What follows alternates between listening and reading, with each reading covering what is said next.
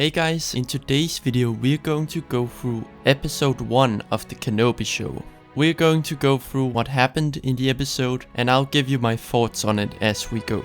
So let's begin. So this episode and the whole show, interestingly enough, begins with a kind of prequels recap, which I thought was really cool, and I think this really sets the whole mood and tone for the show. And also an important thing to note is that the recap ends with the scene where Yoda says to Obi-Wan that he has training for him, that he will learn to commune with his old master, Qui-Gon. And I think there is a reason they put that in there, which I will also come back to later. We then get a view of Coruscant, which then pans to a group of younglings being trained by a Jedi. And only a few seconds later, the door opens and 501st clone troopers start blasting. The Jedi does her best to protect the younglings, but eventually gets killed, leaving the younglings to run off on their own. I've heard some people say that one of the younglings could be Reva, the new Inquisitors, and I think that is the case actually. I hope we at some point get to see an Order 66 flashback,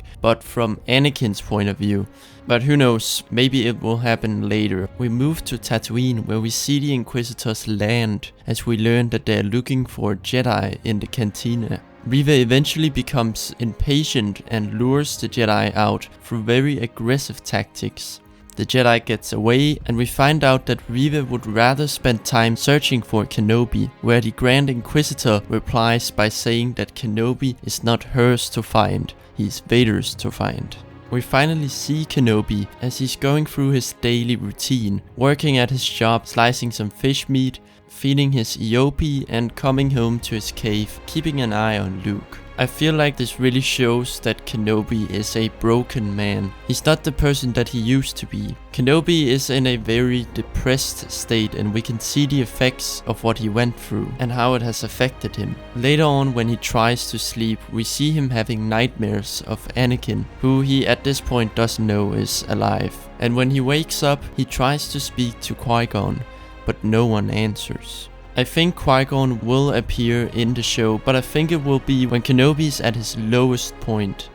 And I think this also has to do with the fact that Kenobi has not used the Force in 10 years now. And I think he needs that connection in order to speak with Qui-Gon. He goes out and delivers a T-16 Skyhopper, similar to the one we see Luke hold in A New Hope. And on his way back, he's met by the same Jedi who ran away from the Inquisitors. The Jedi is seeking out Obi-Wan Kenobi and asks for his help, and Kenobi responds by once again distancing himself from who he used to be, saying that he will be better off burying his lightsaber in the sand and start living a normal life. We then transition to Leia on Alderaan, and I really like the way that Leia is portrayed. It really feels like a 10-year-old version of her, so props to the girl who played her. Kenobi goes through another day similar to the first one, but when he goes back to his EOP, Owen comes around and throws the toy ship on the ground, telling Kenobi to leave them alone.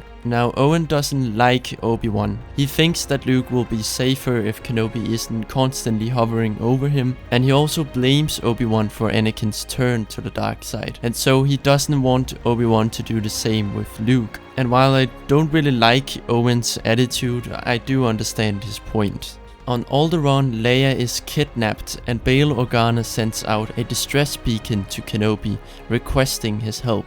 At first, Kenobi rejects, saying that he's not who he used to be. But after some thinking, he decides to go out and find his lightsaber in a box beneath the sand, in which Anakin's lightsaber is also kept. The episode ends as Kenobi is going off to save Leia, with, of course, his lightsaber on his belt.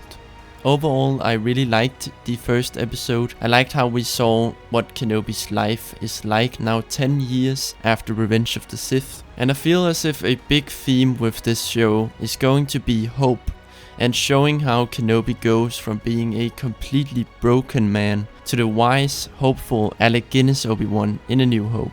I'm not a big fan of Reva, however. I think she's really an annoying character. Whether she's supposed to be that way or not, I'm not sure, but so far I'm not really a fan of her. That being said, I'm still looking forward to seeing the next episodes, and I don't want to judge it until I've seen the full thing. because I don't think I really have the right to until then.